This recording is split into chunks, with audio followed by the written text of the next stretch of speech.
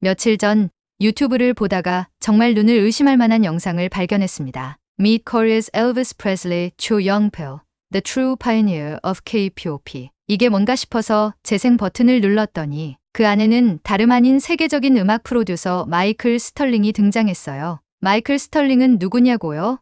그는 미국 음악계에서 살아있는 전설로 그래미상을 수차례 수상한 인물입니다. 팝과 R&B 장르를 넘나들며 브루노 마스, 비욘세, 그리고 스티비 원더 같은 초대형 아티스트들과 작업했던 그가 한국의 가수 조용필을 언급하다니요. 게다가 그를 한국의 엘비스 프레슬리라고 칭하며 K-pop의 진정한 시작이라고까지 표현했죠. 조용필은 단순히 한국 음악계의 한 인물이 아니에요. 그는 한 시대를 정의했죠. 그를 이해하지 못하면 K-pop의 진화도 제대로 이해할 수 없습니다. 저는 순간 어리둥절했어요. 조용필이라면 한국에서는 가왕이라 불리며 대중음악의 전설로 여겨지는 인물입니다. 하지만 한국 밖에서도 그를 이토록 높이 평가하다니 그 이유가 무엇일까요?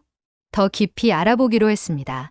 스털링은 조용필의 대표곡들을 직접 언급하며 설명했어요. 단발머리, 돌아와요, 부산항해, 그리고 친구요. 이 곡들은 단순히 한국적인 멜로디의 집합이 아니에요. 그는 한국 전통 음악의 요소와 서양 음악 스타일을 결합해 완전히 새로운 시대의 음악을 만들었어요. 그는 조용필의 음악 스타일이 미국과 영국에서도 매우 현대적으로 느껴졌다고 말했습니다. 특히 단발머리의 비트와 멜로디는 그 당시 미국 디스코의 영향 아래 있었지만 한국어 가사와 고유의 정서를 통해 완전히 독창적인 음악으로 승화되었다고 강조했어요. 그렇다면 왜 엘비스 프레슬리에 비유했냐고요? 스털링의 대답은 간단했습니다. 엘비스가 미국 대중음악의 아이콘이자 혁신가로 불리는 것처럼 조용필은 한국 음악에서 그 역할을 해냈죠. 그는 록, 팝, 트로트를 넘나들며 대중의 사랑을 받았고 음악을 통해 사람들의 마음을 움직였어요. 이는 단순히 노래만 잘해서 되는 게 아니죠. 이 대목에서 저는 정말 놀랐어요. 한국에서도 가왕으로 불리는 조용필이지만 세계적인 음악가들조차 이렇게 극찬을 아끼지 않다니요. 더 많은 것을 알고 싶어진 저는 그의 음악적 흔적을 따라 한국으로 가기로 결심했어요. 한국에서는 그가 어떤 식으로 기억되고 있을까요? 그리고 조용필을 둘러싼 문화적 유산은 어디까지 뻗어 있을까요? 마이클 스털링이 이야기한 조용필에 대한 또 다른 흥미로운 부분은 그의 음악이 단순히 한국적이라는 틀 안에 머물지 않았다는 점이었어요. 그는 이렇게 말했죠. 조용필의 음악을 듣다 보면 그 안에 다양한 문화적 흔적이 녹아들어 있는 것을 알 수 있어요. 그는 동양적인 정서를 잃지 않으면서도 서양 음악에서 사용되던 기법들을 능숙하게 녹여냈죠. 사실 이런 접근 방식은 오늘날 K-pop에서도 그대로 이어지고 있습니다. 특히 스털링은 조용필의 허공이라는 곡을 강력히 추천했어요. 그는 말했어요. 이 노래의 구조를 분석해보면 굉장히 독특해요. 도입부에서는 트로트의 정서가 느껴지는데 후반부로 갈수록 팝발라드로 전환되며 보컬의 감정이 폭발하죠. 이런 감정의 변화와 음악적 전환은 현대 팝 음악에서도 교과서적으로 사용되는 기법입니다. 스털링의 해석은 여기서 끝나지 않았어요. 그는 조용필의 음악을 통해 한국 대중문화의 발전 속도와 세계화라는 주제까지 연결지었습니다. 조용필이 활동하던 시기는 한국이 경제적으로 성장하면서 문화를 적극적으로 발전시키던 때였죠. 그가 창작한 음악은 단순히 인기가 많은 히트곡들에 그치지 않았어요. 그는 음악을 통해 변화하는 한국 사회와 세계를 연결시키는 다리 역할을 했습니다. 그는 조용필이 엘비스 프레슬리에 비견되는 이유가 바로 여기에 있다고 말했어요. 엘비스가 로큰롤을 대중화하며 전 세계에 미국 문화의 정체성을 알렸듯 조용필 역시 한국 대중음악을 통해 한국의 목소리를 세상에 내놓았다는 것이었죠. 이야기를 들으면 들을수록 조용필이라는 인물의 음악적 깊이가 궁금해졌어요. 그의 곡 하나하나에는 시대를 뛰어넘는 가치가 담겨 있었고 이는 지금의 K-pop 아티스트들에게도 영향을 미치고 있다는 사실이 새삼 놀라웠습니다. 이 모든 것을 직접 확인하고 싶어진 저는 한국에서 그의 흔적을 찾기 위한 여행을 준비하기 시작했어요. 그리고 한 가지 더, 조용필 팬들이 만든 커뮤니티에 접속해 그와 관련된 더 많은 이야기를 들어보기로 했죠. 제게는 큰 여정이 기다리고 있었고 저는 그 여정이 어떻게 펼쳐질지 설레는 마음을 안고 비행기에 올랐습니다. 한국으로 가는 비행기 안에서 저는 조용필의 음악을 계속 찾아 들으며 그의 삶과 경력을 깊이 파고들기 시작했어요. 놀랍게도 그는 단순히 한 시대의 스타로 머물지 않았더라고요. 그는 끊임없이 새로운 장르를 시도하며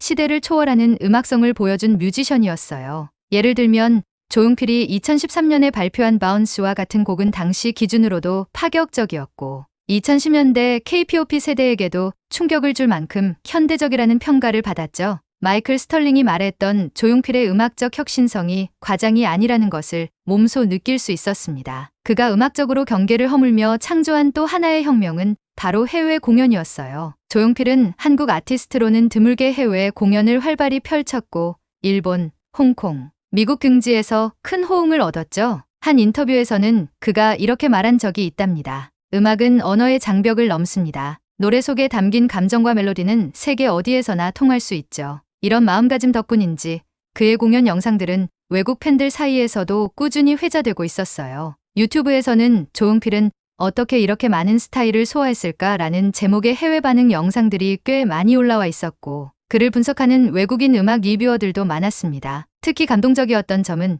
그의 팬층이 단순히 7080년대의 추억에 머물지 않았다는 거예요. 현재의 젊은 세대들 역시 그의 음악을 새로운 시각으로 재발견하고 있다는 사실이었습니다. 조용필의 노래가 K-pop의 기틀을 마련했다는 평가가 괜히 나온 것이 아니었죠. 한국에 도착한 후 저는 가장 먼저 그의 흔적을 따라가기 위해 서울에 위치한 조용필 기념 전시를 방문했습니다. 전시장은 그의 음악적 여정을 담은 사진과 공연 의상, 그리고 당시의 악기들로 가득했어요. 전시장 한쪽에는 K-pop의 뿌리 조용필이라는 문구와 함께 현대 K-pop 아티스트들이 그에게 헌정한 영상 메시지가 상영되고 있었습니다. BTS의 멤버 중 한 명이 이렇게 말하더군요. 조용필 선배님의 음악은 우리가 K-pop을 전 세계에 알리는 데 큰 영감을 줬습니다. 그분이 없었다면 K-pop은 지금의 모습으로 성장하지 못했을 거예요. 그 순간 저는 이 이야기가 단순히 한 전설적인 가수의 성공담을 넘어 한국 문화 자체의 성장과 연결된 큰 그림임을 깨달았습니다. 조용필이란 이름은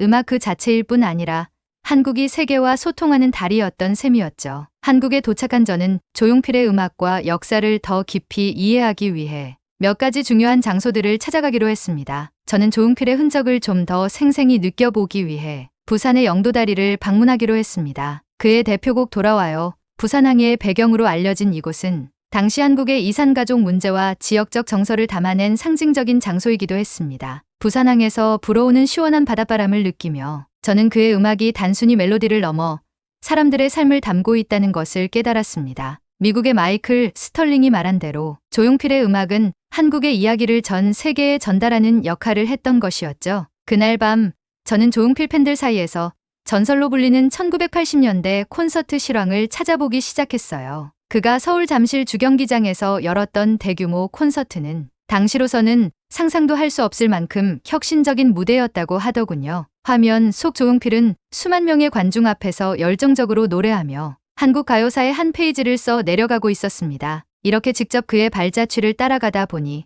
조용필이라는 이름이 단순한 전설의 가수가 아니라 한 시대의 한국을 상징하는 아이콘임을 몸소 느끼게 되었어요. 과연 그의 음악은 어디까지 영향을 미쳤을까요? 그가 남긴 유산은 현대 K-pop과 또 어떻게 연결되어 있을까요? 이제 그의 이야기를 더 깊이 이해하기 위해 저는 그를 직접 알고 있는 사람들과의 인터뷰를 준비하기 시작했습니다. 조용필에 대한 더 많은 이야기를 듣고 싶었던 저는 전시관을 나와 근처의 카페에서 만난 팬클럽 회원들을 인터뷰하기로 했어요. 생각보다 많은 사람들이 그를 여전히 존경하고 사랑하고 있다는 사실에 놀랐습니다. 한 회원은 이렇게 말했어요. 조용필 선생님은 단순히 좋은 음악을 만드는 걸 넘어 우리에게 삶의 희망과 용기를 주셨어요. 그의 노래에는 항상 진심이 담겨 있었죠. 특히 조용필 팬클럽은 단순한 음악 팬 커뮤니티를 넘어 하나의 문화현상처럼 느껴졌습니다. 회원들은 그를 위해 자발적으로 봉사활동을 하거나 그의 생일에 맞춰 음악 이벤트를 열기도 했다고 하더군요. 가장 인상적이었던 것은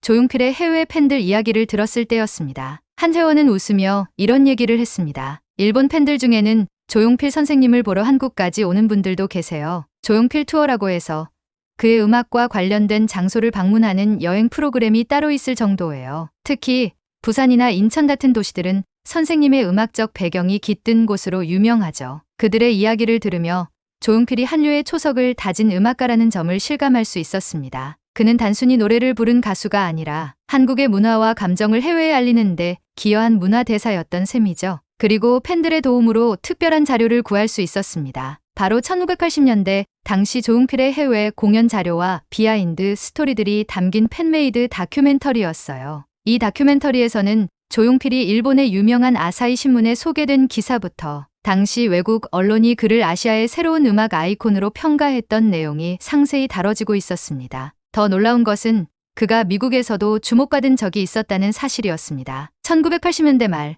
조용필은 미국의 한 대학 축제에서 특별 초청되어 공연을 열었는데 당시의 공연 영상에는 한국 교민들뿐만 아니라 현지 미국인들까지 그의 음악에 열광하는 모습이 담겨 있었습니다. 영어로 부르지도 않았는데 그의 노래에 반응하는 사람들의 모습이 정말 인상적이었죠. 이제 그의 이야기를 정리하면서 저는 한 가지 의문에 사로잡혔습니다. 조용필은 어떤 마음으로 이렇게 세계를 향해 나아갈 수 있었을까? 그의 음악적 철학과 내면의 이야기를 알고 싶어졌습니다. 마침 팬클럽 회원들 중 한 명이 그가 과거에 했던 한 인터뷰를 소개해 주었습니다. 거기에는 이런 말이 담겨 있었습니다. 음악은 제게 한계를 넘는 도전과도 같습니다. 노래를 통해 누구나 행복할 수 있고 마음의 벽을 허물 수 있다고 믿습니다. 이 말은 그가 왜 그렇게 끊임없이 음악의 새로운 경계를 탐구했는지, 또 왜 그의 노래가 단순한 히트곡을 넘어서 사람들의 마음속에 남을 수 있었는지를 잘 보여주는 대목이었어요. 한국에서의 여정을 통해 저는 조용필이라는 이름이 그저 한 명의 뮤지션을 넘어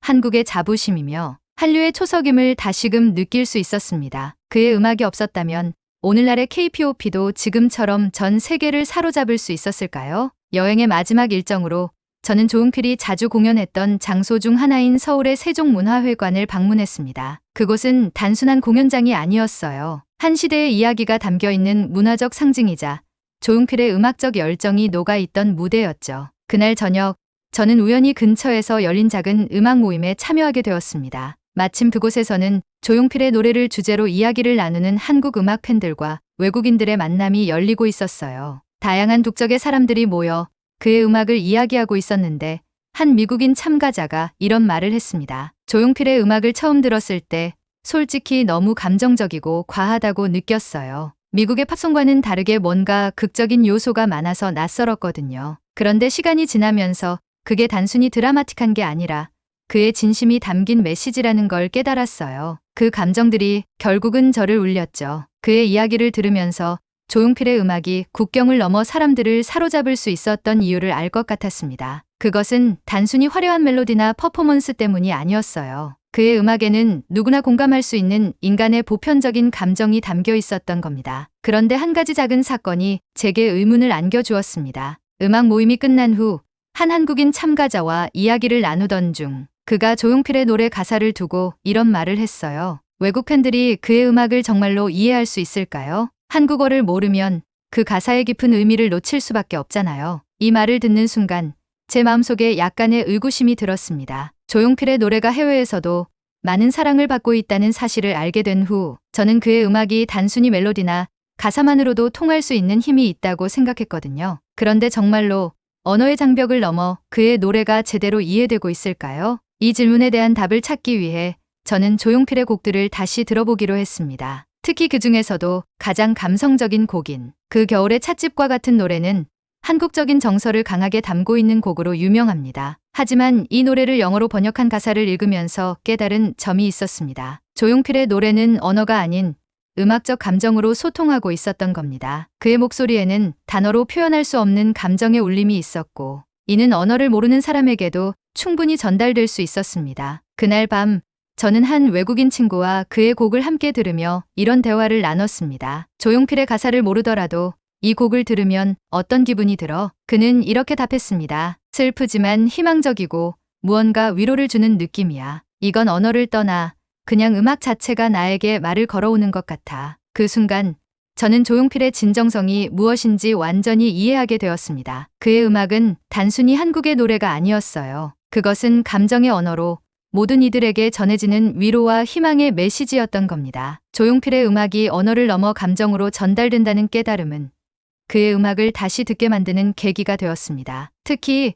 저는 그의 1980년대 히트곡 친구여를 다시 한번 집중적으로 들어보기로 했습니다. 이 곡은 단순한 우정의 노래가 아니었어요. 멜로디는 밝고 경쾌하지만 가사 속에는 인생의 굴곡과 그 속에서 만난 친구에 대한 깊은 감사가 담겨 있었죠. 그 곡을 듣고 있자니 문득 예전에 읽었던 한 팬의 이야기가 떠올랐습니다. 그는 어린 시절 조용필의 노래를 듣고 큰 위로를 받았다고 했어요. 가족 문제로 힘들어하던 시절 친구여를 듣고 삶의 의지를 되찾았다고 말했습니다. 조용필의 음악은 그 자체로 나에게 친구였어요. 어떤 말도 필요 없이 그의 노래가 내 곁에 있어 주는 것 같았죠. 이처럼 조용필의 음악은 사람들에게 단순히 즐거움이나 감동을 넘어 인생에서 잃어버렸던 무언가를 되찾게 해주는 힘을 가지고 있었습니다. 그런데도 여전히 한독적인 정서가 짙게 배인 그의 음악이 외국인들에게도 동일한 울림을 줄 수 있을까 하는 궁금증은 완전히 해소되지 않았습니다. 그래서 저는 조용필의 음악을 사랑하는 해외 팬들과 직접 이야기를 나눠보기로 했어요. 팬클럽을 통해 연락한 몇몇 외국 팬들과 화상 통화를 하며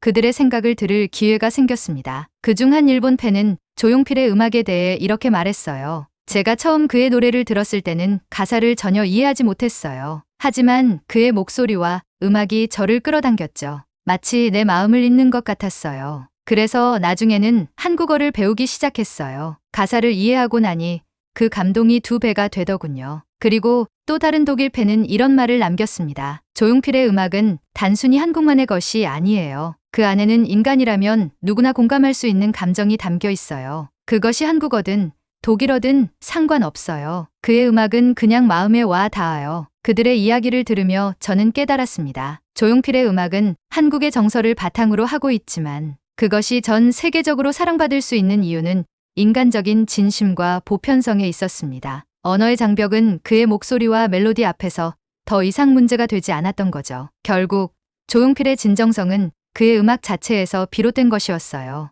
이는 그의 팬들뿐만 아니라 오늘날 K-팝의 글로벌 성공에도 중요한 교훈을 남겨주고 있었습니다. 한국 음악이 어떻게 세계를 사로잡을 수 있었는지 그 근본적인 해답이 조용필에게 있었던 겁니다. 그날 이후 저는 조용필의 노래를 단순히 음악이 아닌 하나의 언어로 받아들이게 되었습니다. 그는 한국의 이야기를 노래했고 그 이야기는 세상의 모든 이들에게 닿아올림을 주었죠. 그리고 이 과정에서 우리는 단순히 한 명의 가수 이상의 존재를 만나게 되었던 것입니다. 조용필의 음악적 여정을 따라가면서 저는 단순히 한 가수의 성공 이야기를 들은 것이 아니라 한국 문화의 뿌리를 다시 보는 경험을 했습니다. 그의 음악은 그 자체로 한국의 이야기를 전 세계에 전달하는 달이었고 동시에 인간의 보편적인 감정을 노래한 작품이었습니다. 특히 그의 음악은 현재의 K-팝이 세계를 사로잡는 데 있어 중요한 초석이 되었음을 알게 되었어요. BTS나 블랙핑크 같은 아티스트들이 전 세계 팬들과 소통할 수 있었던 이유는 조용필처럼 음악을 통해 정서를 전하고 진심을 전달하는 법을 배웠기 때문이 아닐까요? 한국에서의 마지막 날, 저는 조용필이 한때 직접 공연했던 올림픽 체조 경기장을 찾아갔습니다. 지금은 수많은 K-팝 스타들이 세계 팬들과 만나는 공간으로 유명해졌지만 그 시작은 바로 조용필이었죠. 그곳에서 저는 그의 명곡 꿈을 들으며 여행의 마지막을 마무리했습니다. 노래의 가사처럼 조용필은 자신의 꿈을 쫓아 음악을 했고 그 꿈은 세대와 국경을 넘어 많은 이들에게 영감을 주었습니다. 내가 가는 이 길이 어디로 가는지, 어디로 날 데려가는지 그곳은 알 수 없지만 조용필, 꿈, 조용필의 음악은 단지 노래가 아닙니다. 그것은 시간과 공간을 넘어 사람과 사람을 잇는 달이었고 꿈을 잃은 이들에게 다시금 나아갈 용기를 주는 메시지였습니다. 그가 한국의 엘비스 프레슬리로 불린 이유는 단순히 그가 유명해서가 아닙니다. 엘비스가 미국 음악의 상징이라면 조용필은 한국 음악의 상징이었고 그의 이야기는 한국 대중음악이 세계로 뻗어나가는 여정의 시작이었습니다. 이번 여행을 통해 저는 조용필이라는 한 예술가가 한국의 자부심을 넘어 세계적, 문화적 유산이 되었음을 몸소 느꼈습니다. 한국 음악이 전 세계 팬들에게 감동을 주는 이유는 그의 음악적 정신이 오늘날까지도 이어지고 있기 때문입니다. 올림픽 체조 경기장에서 들었던 꿈은 제게 깊은 여운을 남겼습니다. 노래를 듣고 있자니 자연스럽게 그가 전 세계에 남긴 유산에 대한 생각이 머릿속을 스쳤어요. 조용필의 음악은 단순히 한국인들만을 위한 것이 아니었고 그의 목소리는 전 세계 사람들이 공감할 수 있는 보편적인 인간의 목소리였던 겁니다. 그의 음악 여정을 정리하면서 저는 조용필이 남긴 몇 가지 중요한 교훈을 깨달았습니다. 1점 진심은 언어를 초월한다. 조용필은 자신의 음악을 통해 한국어로 노래했지만 그 감정과 메시지는 전 세계에 울려 퍼졌습니다. 이는 오늘날 K-팝이 글로벌 팬들을 사로잡을 수 있는 원동력과도 맞닿아 있습니다. 언어를 떠나 음악이 가진 힘은 그 자체로 사람들의 마음을 움직일 수 있는 도구라는 점을 그는 증명해냈죠. 2점 도전이 곧 성장이다. 조용필은 시대에 안주하지 않았습니다. 1970년대에는 트로트를, 80년대에는 록과 디스코를, 그리고 2000년대에는 발라드와 현대적 사운드를 통해 끊임없이 새로운 길을 열었어요. 그의 음악적 도전은 K-팝 아티스트들에게도 귀감이 되고 있습니다. 3점 문화는 연결의 시작이다. 조용필은 단순히 음악만을 만든 것이 아니었습니다. 그는 한국의 정서를 세계와 소통하며 한국 문화를 알리는 데 앞장섰습니다. 그의 음악은 외국의 팬들이 한국을 알고 사랑하는 계기가 되었죠. 이는 K-팝이 세계적인 현상이 된 기반이기도 합니다. 돌아오는 비행기에서 저는 조용필의 친구여를 다시 들으며 이런 생각을 했습니다. 조용필이 없었다면 한국 대중음악이 오늘날의 모습으로 성장할 수 있었을까요? 그는 단순히 한 명의 가수가 아니라 한국 음악의 정체성을 만들어낸 창조자였고 그의 노래는 한국인들의 자부심을 세계로 확장시킨 역사였던 겁니다. 그리고 한국에 돌아오는 길, 저는 다짐했습니다. 조용필의 이야기를 더 많은 사람들과 공유해야겠다고요. 그의 음악은 과거의 유산이 아니라 지금도 계속 이어지는 현재이자 미래이기 때문입니다. 서울로 돌아온 이후에도 조용필의 음악은 제 머릿속을 떠나지 않았습니다. 그의 노래는 단순히 들을 때뿐 아니라 그 의미를 곱씹을수록 더 깊이 새겨졌어요. 저는 그를 통해 배운 3가지 교훈을 나누고 싶습니다. 1점 경계를 허무는 용기. 조용필의 음악은 그 자체로 경계를 넘었습니다. 트로트, 록, 발라드, 디스코 등 장르를 자유롭게 넘나들며 새로운 음악적 길을 열었고 이는 그가 끊임없이 도전하며 한계를 뛰어넘은 결과였습니다. 그의 음악 여정을 돌아보니 현재의 K-pop 스타들 역시 조용필의 용기를 따라 배우고 있다는 생각이 들었습니다. 그들은 조용필이 열어놓은 세계화의 길 위에서 더 큰 꿈을 꾸고 있죠. 2점 공감을 부르는 진정성. 그의 노래는 단순히 멋진 멜로디나 뛰어난 가창력에 머물지 않았습니다. 그의 목소리에는 삶을 담은 진정성이 있었고 이 진정성이야말로 한국과 세계를 잇는 다리가 되었습니다. 그 겨울의 찻집에서 느껴지는 애잔함, 친구여에서 들려오는 따스함은 언어를 뛰어넘어 감정을 공유하게 만들었죠. 3점 음악으로 완성된 한국의 문화적 자부심. 조용필은 단순히 히트곡을 내는 아티스트가 아니었습니다. 그는 음악을 통해 한국의 정서를 담아냈고 이를 세상에 알렸습니다. 조용필이 없었다면 세계가 지금처럼 한국 음악에 매료되었을까요? 그는 한국 음악의 시작이었고 현재 진행형의 미래입니다. 이 모든 이야기를 통해 저는 조용필이 K-팝의 시초이자 원동력임을 확신하게 되었습니다. 그는 지금도 살아있는 전설로 우리가 그의 발자취를 따르는 동안 계속해서 영감을 주고 있습니다. 서울에서의 마지막 밤, 저는 친구들과 함께 고추 잠자리를 들으며 그의 음악 이야기를 나누었습니다. 이 곡은 어린 시절의 추억을 담아낸 노래로 한국 사람이라면 누구나 공감할 수 있는 따뜻함을 가지고 있습니다. 그런데 함께 있던 한 외국인 친구가 이런 말을 했습니다. 이 노래를 들으면 마치 나도 내 고향으로 돌아가고 싶어진다. 가사를 전부 이해하지는 못하지만 이 감정은 누구에게나 통할 거야. 그 말이 무척 인상 깊었습니다. 조용필의 음악은 단순히 한국인의 감정에 머무르지 않았습니다. 그것은 전 세계 사람들이 각자의 삶과 연결할 수 있는 보편적인 힘을 가지고 있었던 겁니다. 결국 조용필의 이야기는 단순히 음악적 성공을 넘어서 인간의 공감과 연결에 대한 이야기였던 것입니다. 그는 한국을 대표하는 음악가로서 한류의 시작을 알렸고 지금도 그 영향력은 이어지고 있습니다. 여러분도 조용필의 음악을 들어보세요. 그의 목소리에서 울려 퍼지는 감정은 국경을 넘어 여러분의 마음까지 닿을 것입니다. 그리고 그 속에서 우리 모두의 이야기를 발견할 수 있을 거예요. 오늘도 한국의 이야기를 함께 해주셔서 감사합니다. 다음에도 또 다른 감동적인 이야기로 찾아뵙겠습니다. 좋아요와 구독, 알림 설정은 저에게 큰 힘이 됩니다. 그럼 다음에 뵙겠습니다.